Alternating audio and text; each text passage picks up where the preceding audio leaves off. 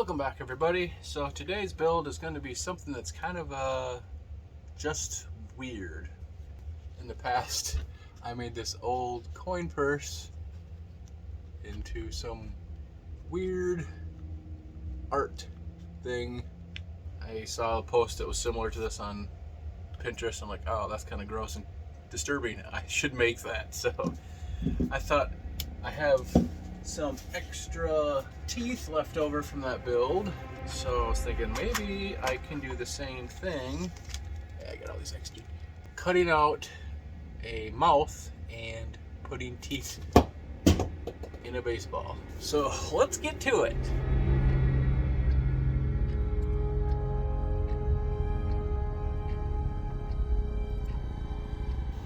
Well, that's interesting.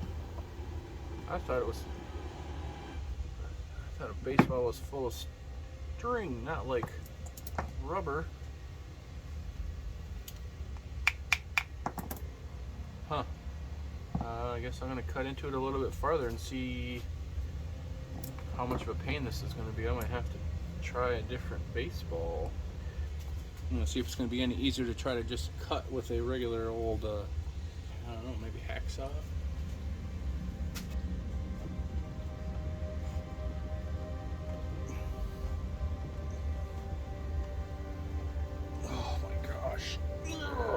Alright, well, I'm going to turn the camera off and hopefully I can come back and this is going to be all ready to go. Alright, so I got this all cut out. The inside is just one big, very dense rubber. That's what we got. I'm going to go ahead and kind of drill that out, kind of hog it out with something. I got some step drill bits. Maybe that'll cut into that stuff, but I want to make it so it's kind of hollow in the background so it can look like the throat, if you will. Yeah, so I'm gonna go ahead and do that, and then we get to the fun part. Oosh. This may take a while.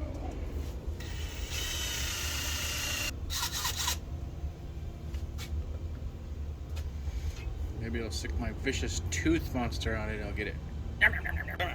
Oh! I guess that worked. Thanks, little buddy.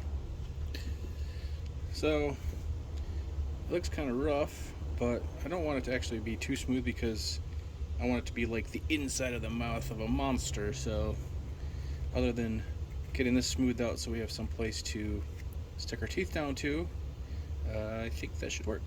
Alright, well, I thought I had the two-part plastic putty.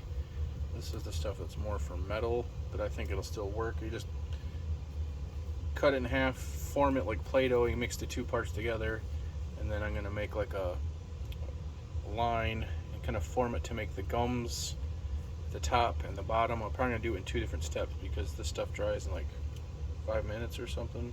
Or starts to firm up anyways. It gets hard in 20 minutes, it says. But and then as far as the teeth go, they come in this little tray, and there's like wax in these little slides. So I'm just wiping all that stuff off. That's why I'm kind of laying them out here so they can get all the gunk off of them before I try to mix my epoxy together. I think also I'm going to take a couple pieces of probably like a paper clip or something and see if I can almost like rebar stick it down into the rubber and then have it stick up just a little bit, maybe put like a little hook or some kind of thing so when the putty goes around it kind of holds it. So if this stuff doesn't allow it to glue down to it, that should hold it in place. Obviously this is just like a static thing, it's just going to sit on the shelf or whatever, it's not going to be like used, so hopefully that won't allow it to fall apart.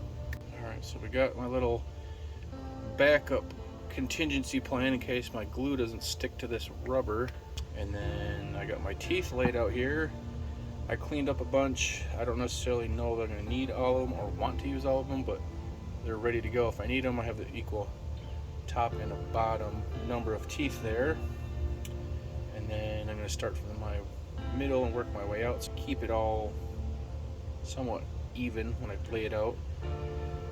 But I'm gonna grab some gloves and then start mixing this up, and we're gonna start putting our teeth in. I always tend to cut the very end of this off, maybe just about that much, because I always feel like the end kind of gets hard and dried out, and I'm always worried that it's going to screw up the process. So I just cut that little coin-sized sliver off, and then cut a chunk off and start mixing it up.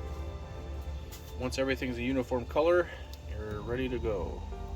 And just try to roll it out into an even shape so that we can kind of fit it in there.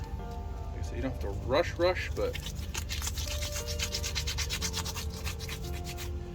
use what you think. You don't want it to be super thick, but it's got to be enough where you can put your teeth in, and you can always kind of push it down into the back of the mouth too. I take these off because I don't want to get stuff all over everything, and you can't get that glue off. I'm going to push it down and get it around those little metal things.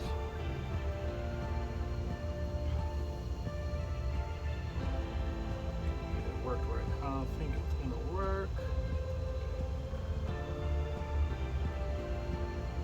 Alright, here we go.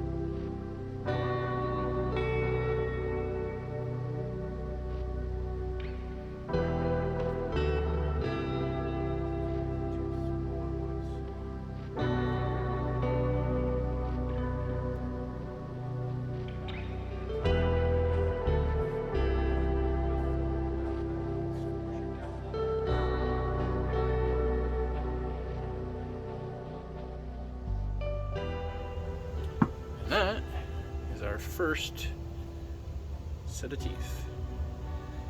Like you can see, you can kind of work that down and kind of create almost like your lower jaw too. So phase one.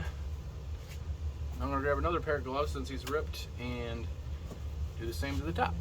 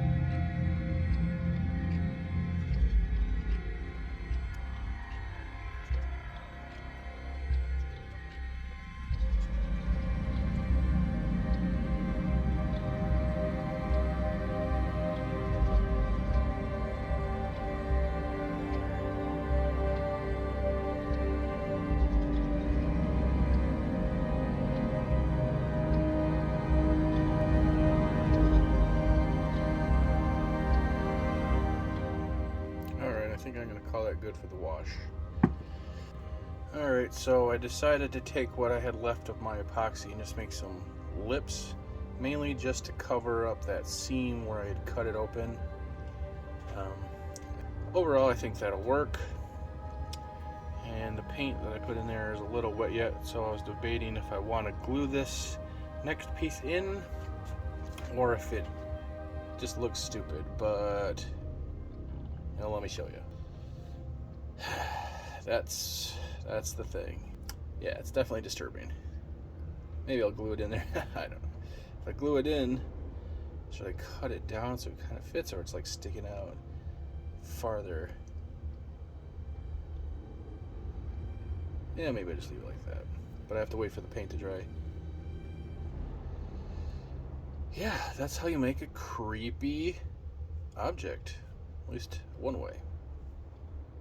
Alright guys, well that about wraps it up for this build. I think the old creepy tongue ball turned out pretty cool. I gotta wait for the paint to dry inside before I glue it in. But yeah, turned out pretty cool. And if you're into that kind of creepy weird stuff, I'd love to hear about your creepy builds. I'm always intrigued by strange things like that, so let me know in the comments below. I will list all the items that I used in the description. And yeah, talk to you later guys. Thanks for watching.